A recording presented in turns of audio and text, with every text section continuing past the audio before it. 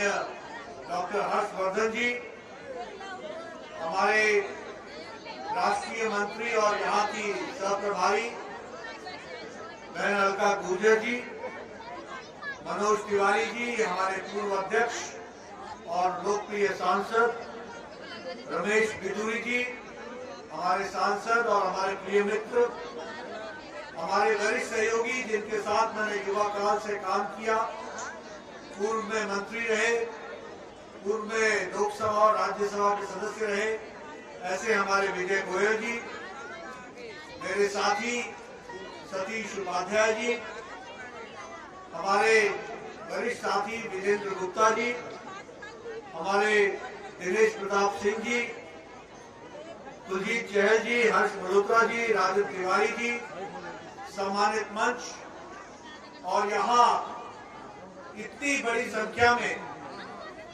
झुग्गी झोपड़ी सम्मान यात्रा के समापन समारोह में आए हुए हमारे भाइयों और बहनों, मेरे नौजवान साथियों और प्यारे बच्चों, मीडिया के मेरे साथी, प्रिंट मीडिया और इलेक्ट्रॉनिक मीडिया के मेरे साथी,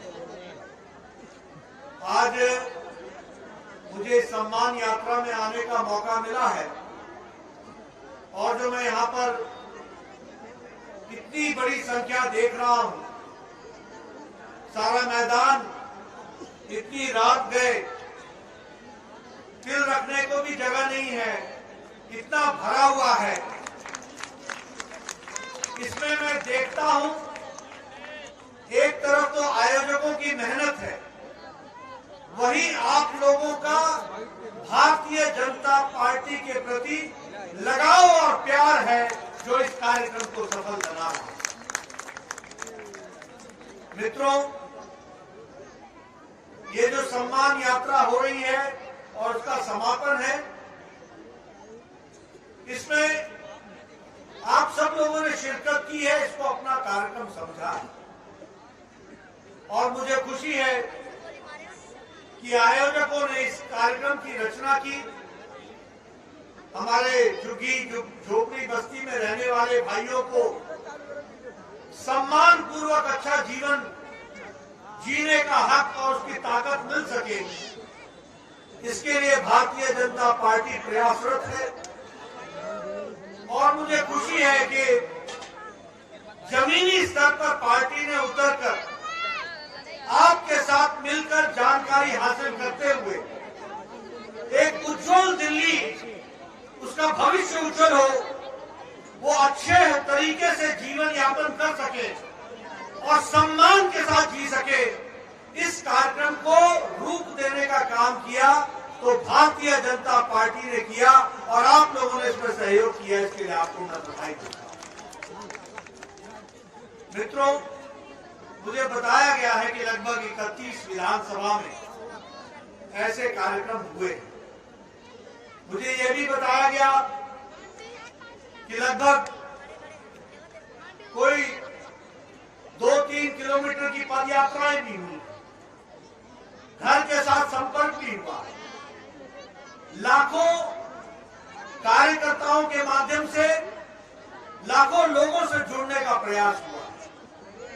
मुझे पूरा विश्वास है कि इस झुग्गी झोपड़ी सम्मान यात्रा के माध्यम से भारतीय जनता पार्टी आप लोगों का सहयोग लेते हुए निश्चित रूप से आपके जीवन में बदलाव लाने में एक सकल योगदान भारतीय जनता पार्टी करेगी, ऐसा मेरा विश्वास है।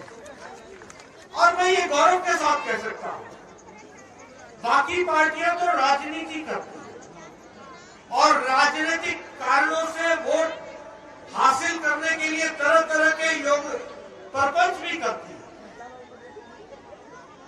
वोट हासिल करने के लिए बड़े नए नए नारे भी लेकर के आती है, लेकिन सेवा करने का सौभाग्य इस देश में किसी को नहीं मिला है। अगर ये सौभाग्य मिला है तो भारतीय जनता पार्टी को मिला है और उसके करोड़ों कार्यकर्ताओं को। और ये मैं कहने के लिए नहीं कह रहा हूं, किसी भी पार्टी की और किसी भी कार्यकर्ता की ये परीक्षा विपरीत समय में होती है। कोई भी राजनीतिक दल हो, वो विपत्ति काल में कैसे बिहेव करता है, उस पर तय होता है कि वह आपके साथ कितना खड़ा है। और मुझे यहां आते हुए और आपके साथ बात करते हुए ये गौरव महसूस होता है कि जब कोरोना आया, जब लॉकडाउन लगा, जब सारी पार्टियां हाइबरनेशन में चली गई, कोई नेता नहीं दिखा, पार्टियां आइसोलेशन में चली गई, हाइबरनेशन में चली गई, कोई नहीं दिखा। उस समय भारतीय जनता पार्टी के करोड़ों कार्यकर्ता अपने जान को हथेली में लेकर के सेवा भाव से लगे और वो उस काम में कांग्रेस के नेता, बाकी नेता ये सिर्फ ट्विटर हैंडल पर दिखते थे।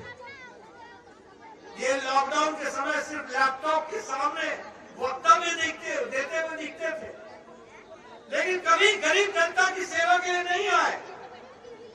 मैं आपको बधाई देता हूं कि दिल्ली के कार्यकर्ताओं ने जब हमारी लेबर अपने अपने घरों को जाने के लिए आतुर हुई थी, तो यहां से बसों की व्यवस्था से लेकर चरण पादुकाएं तक देकर भोजन की व्यवस्था करते हुए उनको उत्तर प्रदेश से बिहार तक पहुंचाने का काम किया। तो भारतीय जनता पार्टी ने,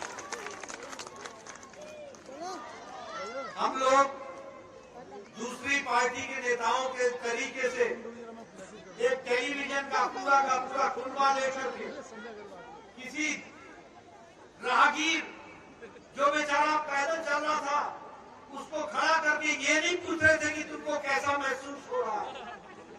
हमारे कार्यकर्ता लाखों की संख्या में उनको रोककर बसों में बैठाकर उनको बिहार तक पहुंचाने का काम कर रहा था। तो भारतीय जनता पार्टी का कार्यकर्ता, बोली मैं सच बोल रहा हूं कि नहीं बोल रहा हूं? मैं सच बोल रहा हूं कि नहीं बोल रहा हूं? और बाकी नेता टीवी को लेकर के जाते थे, पूछते थे तुमको कैसा लग रहा है।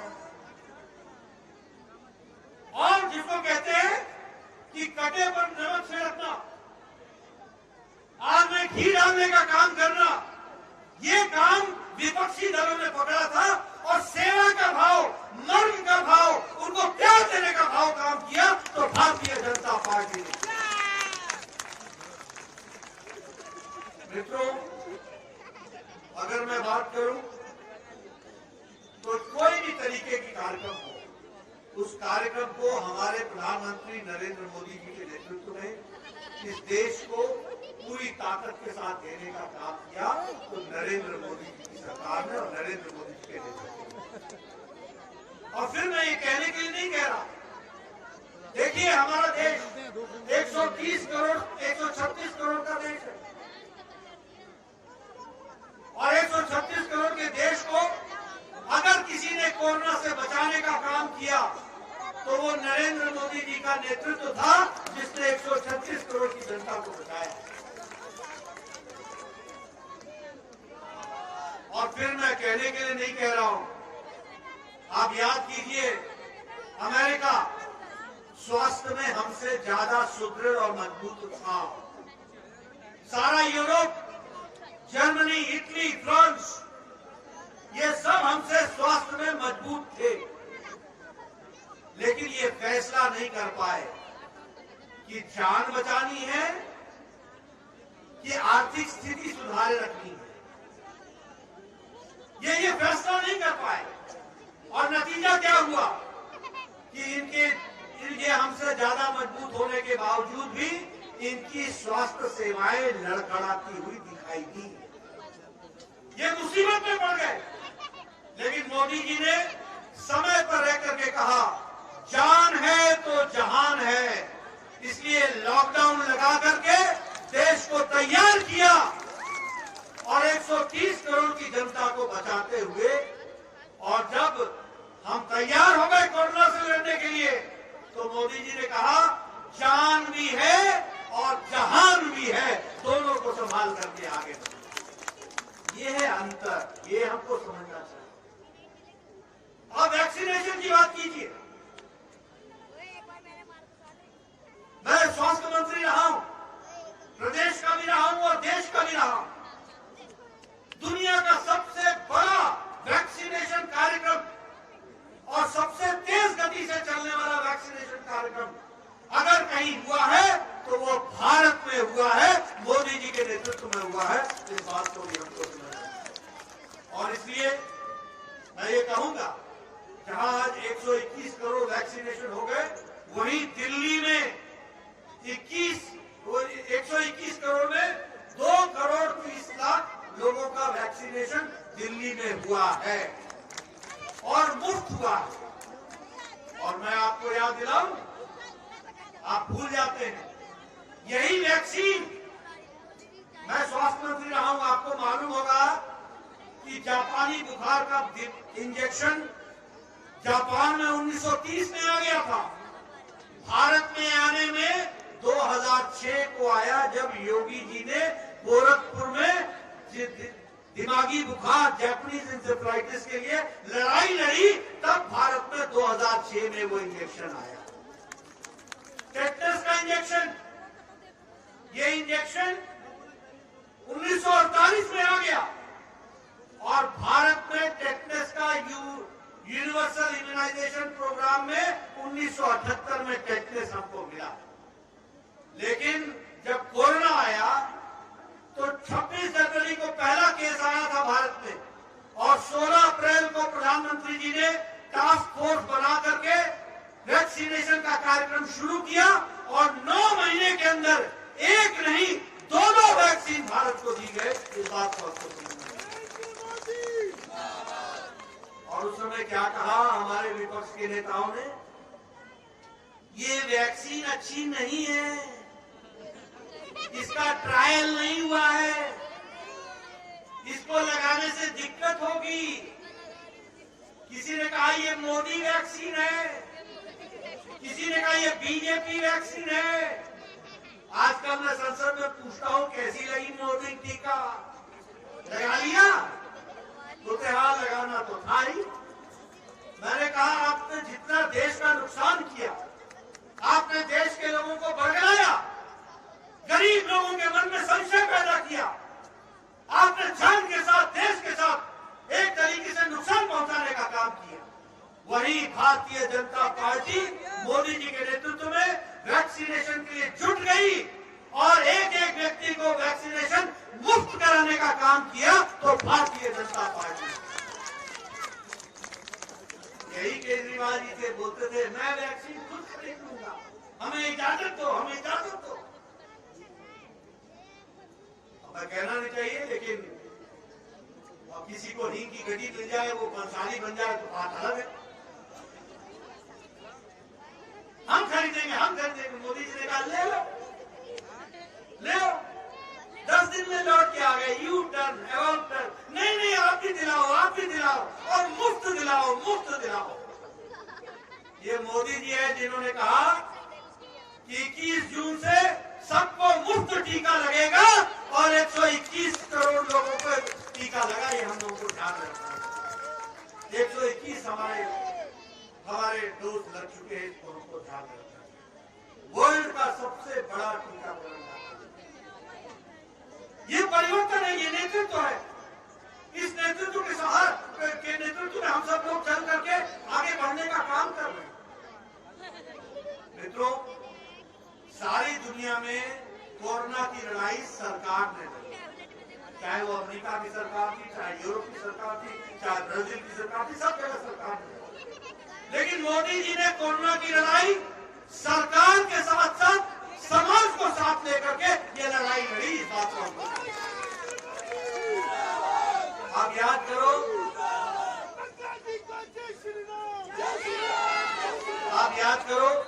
कभी ताली बजाओ, कभी थाली बजाओ, कभी दिया जलाओ, सबको साथ लेकर के चलना। अब हमारे विपक्ष के नेता कहता था थाली क्यों बजा रहे, ताली क्यों बजा रहे?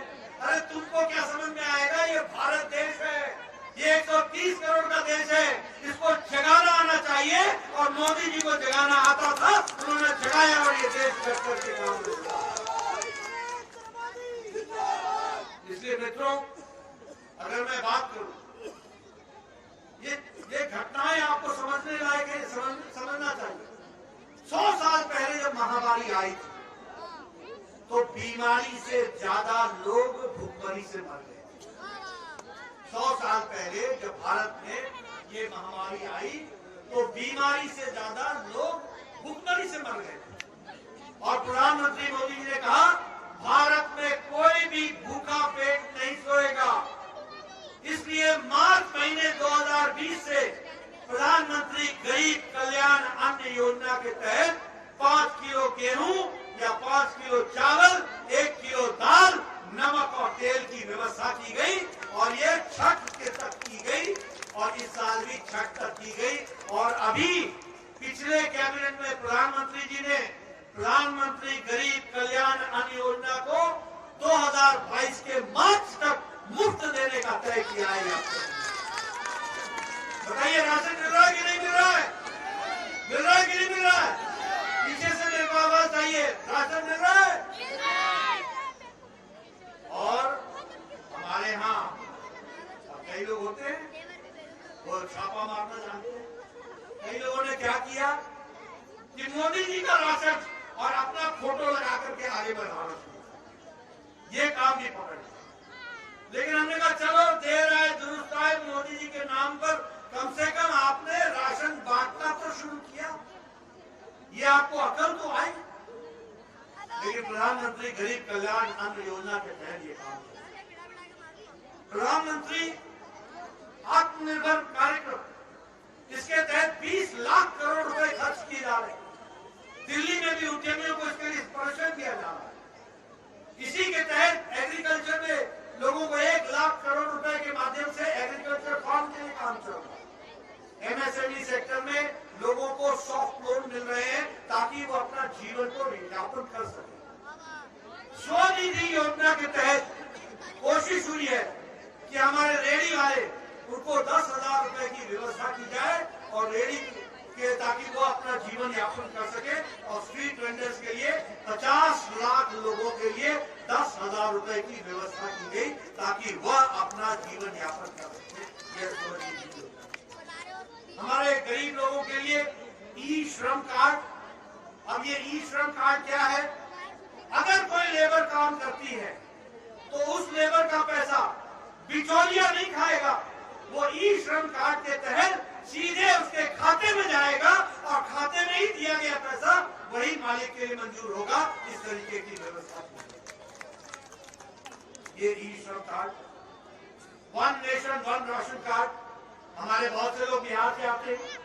मुझे अभी हमारे दिनेश जी, मैं नाम ठीक ले रहा हूँ, दिनेश जी ने अभी मुझे बताया और उन्होंने बहुत भोजपुरी में बात की और कहा कि समझ आ रहा है कि नहीं आ रहा है। मुझे खुशी हुई, मुझे थोड़ी मगही और थोड़ी सी भोजपुरी सुनने का सौभाग्य मिला। तो उन्होंने कहा कि आप लोगों के लिए मोदी जी ने व्यवस्था की है। आप क्या व्यवस्था की है कि अगर आपका राशन कार्ड मोतिहारी का भी होगा तो भी आपको दिल्ली में राशन मिलेगा। One nation one ration card, ये व्यवस्था की। उसी तरीके से जन औषधि, इस कार्यक्रम को हम लोग को लॉन्च करने का मौका मिला। ये ब्रांडेड दवाई जो होती है वो ब्रांडेड दवाई बिना ब्रांड के 90% सस्ती मिल रही है और इसकी मिलने की व्यवस्था की गई। तो इसको भी हमको ध्यान रखना है। लेकिन मुझे दुख के साथ कहना पड़ता है, अब अगर योजनाओं की बात करूं, उजाला योजना, उज्ज्वला योजना, हमारे सब लोगों ने बातचीत की है। अब जनधन खाता खुलवाया और यहाँ आपके दिल्ली में 7 करोड़ 30 लाख लोगों का जनधन खाता खुला। अब जब जनधन खाता खुल रहा था तो विपक्ष मजाक उड़ा रहा था कि मोदी जी तो लाल किले के प्राचीर से खड़े होकर के खाता खुलवा रहे। उनको मालूम नहीं था कि मोदी जी की दूरदृष्टि है और वो दूरदृष्टि का नतीजा रहा कि जब कोरोना आया और सब जगह लॉकडाउन था तो 20 करोड़ बहनों के खाते में 500-500 रुपए पहुंचाने का काम यही जनधन खाते से किया गया। ये हमको ध्यान रखना है।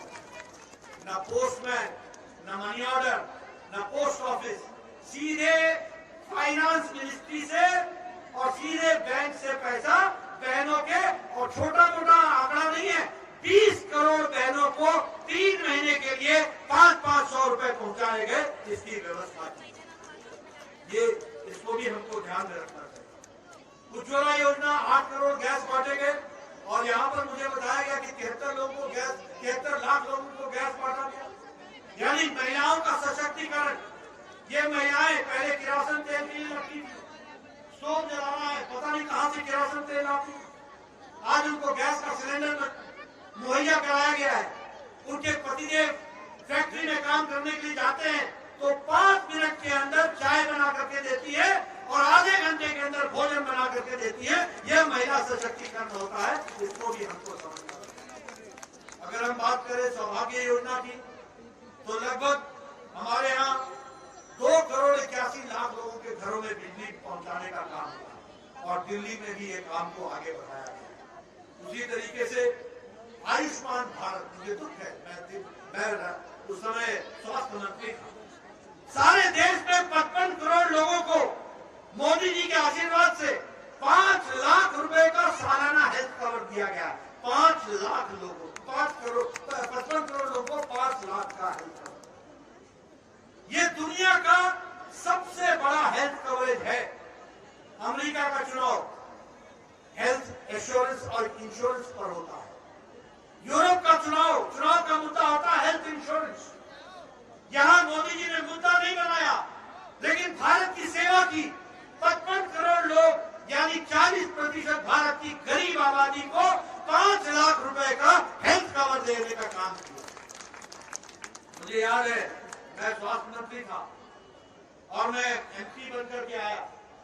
मैं ब्रह्मपुत्र में रहता था, वहां मेरा लिफ्टमैन था। वो बेचारा सुबह शाम मुझे छोड़ता था, नीचे तक लाता था, फिर शाम को ऊपर लिफ्ट से जाता था। उसके चेहरे पर मैं हमेशा देखता था कि एक मायूसी छाई गई। मैंने उससे पूछा क्या बात है? उसने कहा हमारी श्रीमती जी को हार्ट की प्रॉब्लम है, ऑपरेशन कराने के लिए पैसे नहीं। मैं मेंबर पार्लियामेंट था, मैं स्कीम को कुछ जानता था। मैंने कहा तुम ऐसा करो, जाओ राम मनोहर लोहिया हॉस्पिटल में और जाकर के वहां पर अपने एस्टीमेट बना करके लाओ, मैं व्यवस्था करूं। मैंने उसके ऑपरेशन की व्यवस्था की, वो ऑपरेशन हो गया।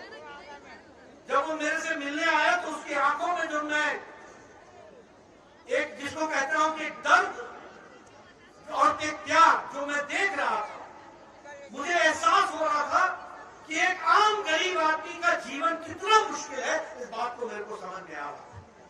और जब मैं स्वास्थ्य मंत्री बना, मोदी जी का आशीर्वाद मिला, 55 करोड़ लोगों को, कौन है ये 55 करोड़ लोग? रिक्शा वाला, ठेला वाला, रेहड़ी वाला, फेड़ी वाला, रैक पिकर, बाल काटने वाला, ऐसे लोगों को बाई प्रोफेशन, जाति से नहीं, बाई प्रोफेशन 55 करोड़ लोगों को, 10 करोड़ 74 लाख परिवारों को 5 लाख रुपए का हेल्थ कवर दिया गया। और मुझे संतोष हुआ कि मुझे भी इसमें शामिल होने का मौका मिला और मुझे भी इस काम को करने का और रूप देने का मौका मिला।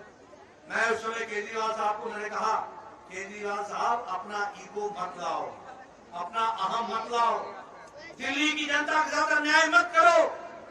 उस समय 55 करोड़ लोग थे, आज लगभग 55 लाख लोग थे, आज लगभग 70 लाख लोग हो गए हैं ऐसे जिनको आयुष्मान भारत का कार्ड दिल्ली में मिलना चाहिए, वो नहीं दे रहे हैं। तो ये काम और ये गरीबों के बीच में रोड़ा काटने का काम और रोड़े की तरीके से खुद खड़े होने का काम अगर किसी ने पकड़ा है तो अरविंद केजरीवाल ने पकड़ा है और उनकी सरकार ने पकड़ा है। मुझे दुख है। मैंने कहा क्या करते हो, क्यों करते हो? इन गरीब लोगों ने तुम्हारा क्या बिगाड़ा है, क्यों ऐसे कर रहे हो? भारत सरकार देने के लिए आतुर है, 5 लाख रुपए का सालाना गोल्डन कार्ड देने के लिए आतुर है, और 55 लाख लोगों यहाँ के दिल्ली से वंचित हो जाए।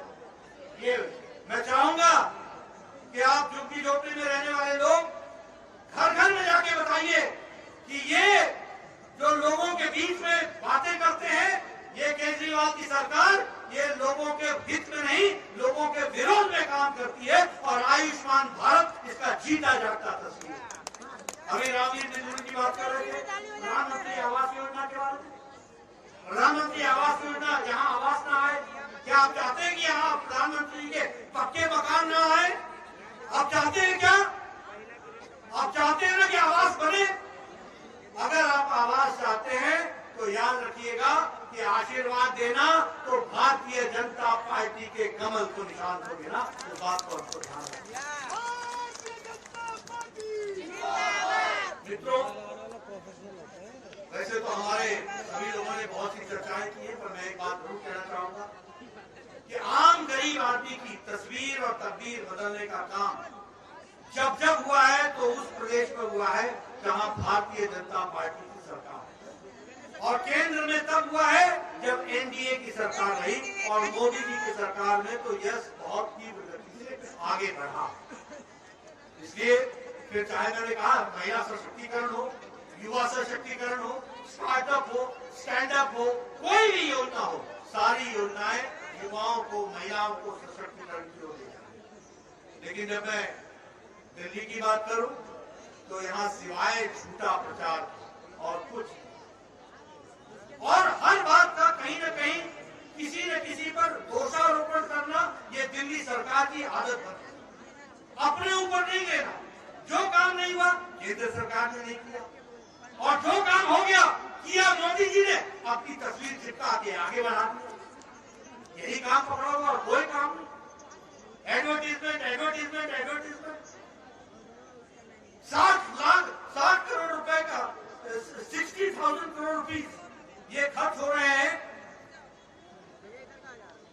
60,000 करोड़ रुपीज ये जल निगम का लोन है 2015 से। सीएजी ने 23 चिट्ठियां लिख चुकी है। सीएजी कैट, कोई जवाब नहीं। संवैधानिक इंस्टीट्यूशंस का डिसरिस्पेक्ट करना, संवैधानिक इंस्टीट्यूशंस का अपमान करना, उनका अवमानना करना, यह दिल्ली सरकार की रिवायत है। और अगर मैं बात करूं, कहते थे यहाँ पर टैंकर माफिया हम समाप्त कर रहे हैं, कहते थे टैंकर माफिया समाप्त हो गया क्या? हुआ क्या? दुगने टैंकर चलने लगे हैं, दुगने, डबल। और पानी का क्या क्वालिटी है ये आपको मालूम है। एक तरफ मोदी जी जल मिशन के तहत, हर घर जल के तहत, लाहौल स्पीति के जिसको कहते हैं माउंटेन के रेगिस्तान, वहां पर भी पानी घर घर पहुंचाने का संकल्प पूरा करते हैं। वहां दिल्ली में लोगों को पानी नसीहत नहीं होती है। ये केजरीवाल की सरकार आती है।